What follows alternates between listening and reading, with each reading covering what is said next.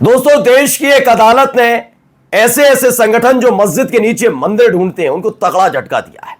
उन्होंने बता दिया है कि आपकी इस मंशा को कतई पूरा होने नहीं दिया जाएगा। कि जैसे एक एक मस्जिद को आप विवादित करना चाहते हैं, अब ये पूरा होने जाना नहीं है।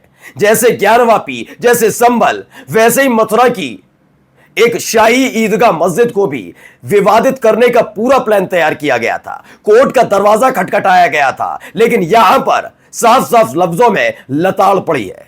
और यह लताड़ सिर्फ इस बात के लिए नहीं है कि खारिज किया जाता मामला, बल्कि यह बताया है कि आपकी जो मंशा है कि इस मस्जिद को विवादित कर दिया जाए, इसे कतई पूरा नहीं किया जाएगा। खबर सिर्फ यह नहीं, खबर यह भी है कि जो वक्फ के नए कानून के तमाम धाराएं आज से लागू हुई हैं, 3 तारीख से लागू हुई है, उसको लेकर एक बड़ा प्रदर्शन किया गया। और खबर यह भी निकल कर आ रही है, यह प्रदर्शन इतना बड़ा हो गया है कि माना जा रहा है कि न चाहते हुए भी सरकार पीछे कदम खींच सकती है। नमस्कार, मैं हूं प्रज्वल गौतम और आप देख रहे हैं टाइम्स एक्सप्रेस।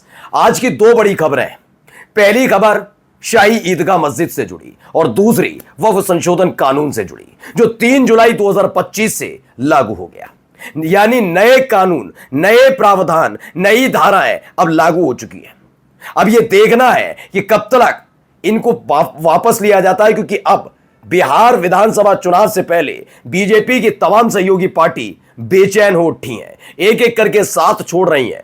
लेकिन इन सब के बीच एक अदालती आदेश ने खास तौर पर बीजेपी और हिंदूवादी संगठन की मंशा पर सवाल खड़ा कर दिया। यही नहीं, पसीना छोड़ गए इनके नेता। पहले मैं एक खबर दिखाने जा रहा हूं, उस खबर को देखिए। यह उत्तरप्रदेश.org की खबर है। प्रयागराज, मथुरा श्री कृष्ण जन्मभूमि और शाही ईदगाह मस्जिद विवाद से जुड़ी बड़ी खबर है। इलाहाबाद हाईकोर्ट से हिंदू पक्ष को लगा बड़ा झटका। हाईकोर्ट ने मथुरा शाही ईदगाह मस्जिद को विवादित ढांचा घोषित करने से ही इनकार कर दिया। पिछली सुनवाई पर बहस पूरी होने पर हाईकोर्ट ने फैसला रिजर्व रख लिया था और अब कहा कि इसे विवादित ढांचा घोषित करा नहीं जाएगा। अब आप इसे समझिएगा कि इनकी मंशा क्या क्या है। पहले मैं इनके मंशा जरा खोल दूं आपके सामने तो आप समझ जाएंगे। आपको क्या लगता है कि सारे के सारे जो हिंदूवादी संगठन है, जो मस्जिदों के विवाद को लेकर पहुंचते हैं कोर्ट, वो ये चाहते हैं कि इन मस्जिदों को के खिलाफ आदेश आ जाए? आपको लगता है कि यहां पर ये चाहते हैं कि मस्जिद को तोड़कर यहां पर मंदिर बना दिया जाए? नहीं, ये जीतना ही नहीं चाहते। ये इनकी मंशा कभी थी ही नहीं। ये बात ये जानते हैं कि जो इनकी मंशा है वो पूरी होने वाली नहीं है। हां, सत्ता के आशीर्वाद से नए नए ऊट पटांग हरकतें आप करते रहे, लेकिन इन्हें पता है कई जगह इनकी मंशा पूरी होने वाली नहीं है। लेकिन अपनी मंशा को पूरा करने के लिए, अपने दिल को दिलासा देने के लिए और मुस्लिम समुदाय को टेंशन और परेशानी में डालने के लिए ये नए नए शिफूके छोड़ते रहते हैं। कैसे?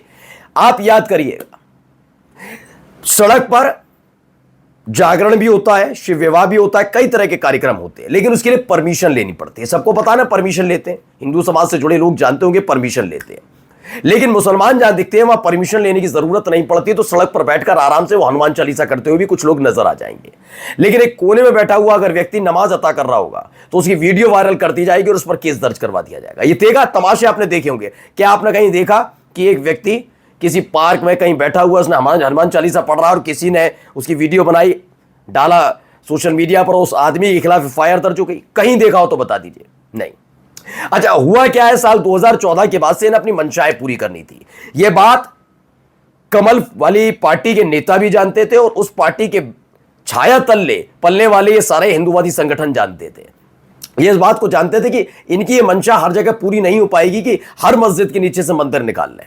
तो उसके लिए करना क्या होगा?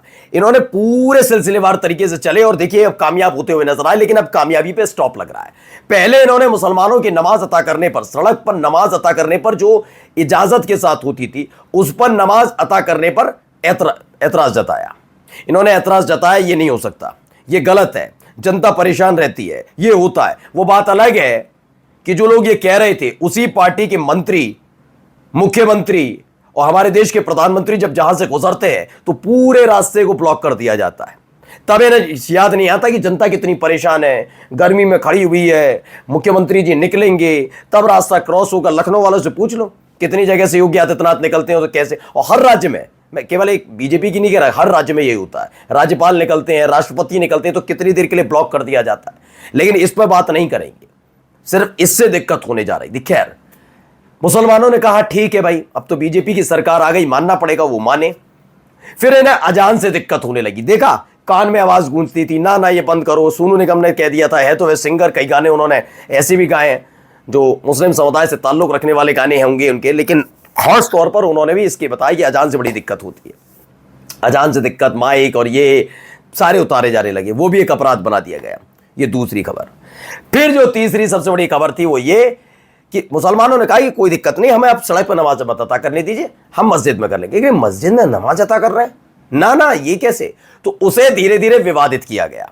ये मस्जिद, इसके नीचे मंदिर, इसे मंदिर तोड़कर मस्जिद बनाया गया। नहीं नहीं, यहां तो ये था ही नहीं, ये इलीगल बनाया गया, इसे धीरे धीरे मस्जिद बनाया, पूरा जगह घेर ली। नहीं, ये तो इलीगल है, ये सरकारी जमीन पर बनाया गया है। अभी संभल में क्या हुआ, संभल में अमूमन आपने देखा कि हर जगह ये तमाशे किए जाने लगे कि ये यहां पर ये था, ये यहां था, इसको तोड़कर इसको मस्जिद बनाया। जामा मस्जिद के नीचे मंदिर है, वो वहां पर जज ने बिना दूसरे पक्ष को सुने सर्वे की इजाजत दे दी। सब तमाम काम हुए नहीं हुए। दरअसल इनकी मंशा कभी है ही नहीं कि उस मस्जिद पर ताला लग जाए, ताला नहीं, उसको हटा दिया जाए। इनकी मंशा की ताला लगा रहे, वो ऐसी विवादित रहे जिसके जरिए हिंदूवादी संगठन को हर महीने अपनी दिहाड़ी मिलती रहे। वो अपनी दिहाड़ी के इंतजाम में लगे रहते हैं। अगर मस्जिद तोड़ दी गई और वह मंदिर बना दिया गया तो उनकी दिहाड़ी खत्म हो जाएगी, इसलिए वो इस बात में लगे रहते हैं कि दिहाड़ी खत्म ना हो। और दूसरी तरफ मुसलमान इसके अंदर नमाज अता ना कर पाए, मतलब मस्जिद तो दिखे लेकिन मस्जिद होते हुए उसमें नमाज अता ना कर पाए, ये स्थिति बनानी। यहीं पे कर रहा था, ये भी है, यहीं पर भी ये शाही ईदगाह मस्जिद पर भी यही होना था। देखिए इस पर क्या हुआ। जस्टिस राम मनोहर नारायण मिश्र की सिंगल बेंच ने सुनाया फैसला। हालांकि हाईकोर्ट द्वारा शाही ईदगाह मस्जिद की विवादित ढांचा न घोषित करने पर अन्य याचिकाओं पर सीधे तौर पर कोई असर नहीं पड़ेगा, ये कहा जा रहा है। बहुत सारी याचिकाएं दायर कर रखी, मैंने कहा ना, बहुत सारी, ये वो कर दो, ये वो, विवादित ढांचा घोषित नहीं किया जाएगा, स्पष्ट हो गया। देखिए हिंदुस्तानी की खबर, मथुरा शाही ईदगाह पर हिंदू पक्ष को हाईकोर्ट से झटका, विवादित ढांचा घोषित करने की अर्जी खारिज कर दी गई है। अब आइए, ये भी आज तक की खबर है। श्रीकृष्ण जन्मभूमि और शाही ईदगाह मामले में हिंदू पक्ष को झटका, मस्जिद को विवादित ढांचा घोषित करने की मांग वाली याचिका खारिज कर दी गई। यह जब फैसला आया उससे एक दिन पहले ही देश में वक्फ संशोधन कानून लागू हुआ। पास नहीं कहा मैंने, लागू होने की कहा। 3 जुलाई को ही लागू होता है। चूंकि बिहार का दृश्य है तो पहले वीडियो आप देख लीजिए कैसे बिहार में, आपने देखा ही कैसे बिहार में चुनाव आने वाले, तो वो है। अब चिकमंगलुरु में क्या हो रहा है, पहले वीडियो देखिए। तो बाकायदा जुमे की नमाज अता की गई और उसके बाद लोग सड़क पर उतरे, उन्होंने विरोध जताया इस बात को लेकर शांतिपूर्ण तरीके से। वो चाहते हैं कि वक्फ संशोधन कानून है उसे वापस लिया जाए। अब सवाल ये उठता है कि बिहार में चुनाव के मद्देनजर क्या ये फैसला ले पाएंगे, क्योंकि इनके अपने साथी बड़े बेचैन नजर आ रहे हैं। दूसरी तरफ शाही ईदगाह वाला मस्जिद वाला मसला सामने आ ही गया है। क्या ये ज्यादा दिन चीजें चल पाएंगी, ये तमाम चीजें देखना बहुत जरूरी है दोस्तों, क्योंकि अब इनको झटके पर झटके लगने शुरू हो चुके हैं। जिस मस्जिद पर हाथ रखते थे, जिस मदरसे पर हाथ रखते थे, जिस जगह पर ये हाथ रखते थे, मजार पर, वो ये समझा जाता था कि वो विवादित हो गई, लेकिन अब उल्टी गिनती शुरू हो गई है। अदालतें, हाई कोर्ट, कोर्ट सब ये बताने लगे आप अपनी मंशा में कामयाब नहीं होने वाले। नमस्कार।